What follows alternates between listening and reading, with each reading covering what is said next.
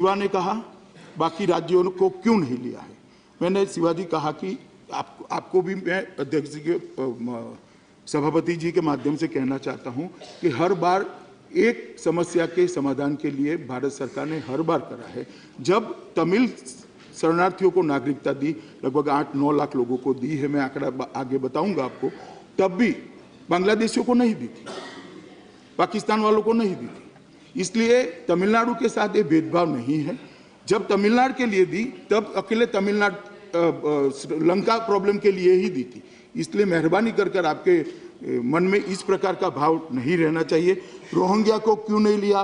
Rohingya सीधे हमारे देश में नहीं आते हैं, बांग्लादेश जाते हैं और बांग्लादेश से घुसपैठ कर यहाँ आते हैं। ये आपके मन में पहले स्पष्ट और साफ होना चाहिए। श्री रंगराजन जी ने भी तमिल का सवाल उठाया था, मैंने जवाब दिया ही दिया।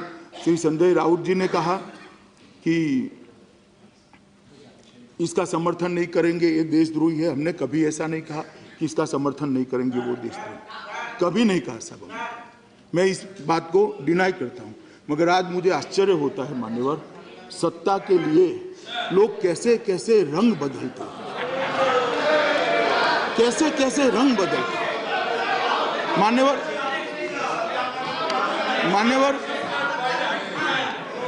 Mr. Vaiko, please sit down. Mr. Vaiko, Mr.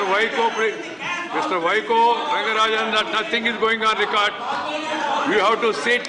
You have to sit, and once the minister concludes his thing, then Mr. Vaiko, I have to name you. Please, don't provoke me further.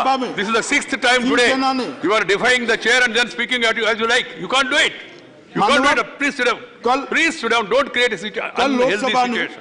Lok Sabha में शिवसेना ने इस bill का समर्थन किया था। That's a different matter. मैं सिर्फ इतना ही जानना चाहता हूं, मुझे न बताए, महाराष्ट्र की जनता भी जानना चाहती है कि आज रात को क्या हुआ कि आज शिवसेना ने अपना स्टैंड बदला। मान्यवर सतीश चंद्र मिश्रा जी ने कहा, संजय जी बाद में सतीश चंद्र मिश्रा जी ने कहा 2014 की डेट इस बिल में क्यों रखी है।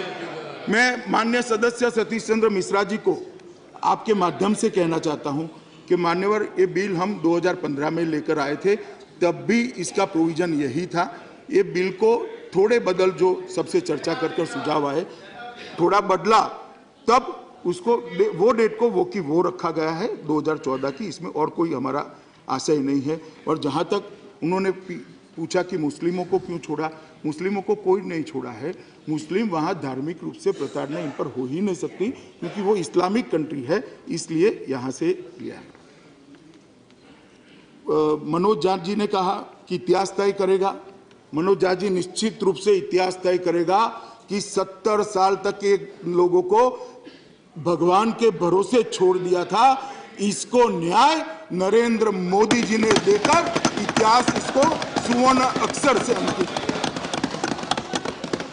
लाखों करोड़ों लोग नर्क की यातना में जी रहे थे, उनको न्याय किसी ने नहीं दिया, क्योंकि वोट बैंक की लालच के अंदर आंखें अंधी हुई थी, कान बहरे हुए थे, उनकी चीखें नहीं सुनाई पड़ती थी। मान्यवर नरेंद्र मोदी जी ने वोट बैंक की राजनीति के लिए कभी कुछ नहीं किया, केवल और केवल ये पीड़ितों को न्याय करने के लिए नरेंद्र मोदी जी ये बिल लेकर आए हैं।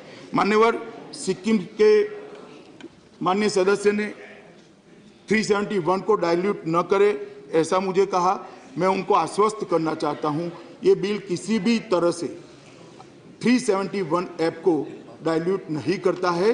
सिक्किम को 371 ऐप में मिले हुए सारे अधिकार अबाधित हैं। कपिल सिब्बल जी ने कहा कि आर्टिकल 14 की तो मैंने बात करी ही। कपिल सिब्बल जी ने कहा कि आपको कैसे मालूम हुआ कि धार्मिक प्रताड़ना हुई है। कितना बड़ा सवाल पूछ लिया कपिल सिब्बल जी। बोले आप रिकॉर्ड देख लीजिएगा, मैं तो उसी वक्त लिखता हूं। प्लीज कपिल जी, नहीं इसका तो मैंने जवाब दिया। You will get an opportunity, please. No, this is not allowed.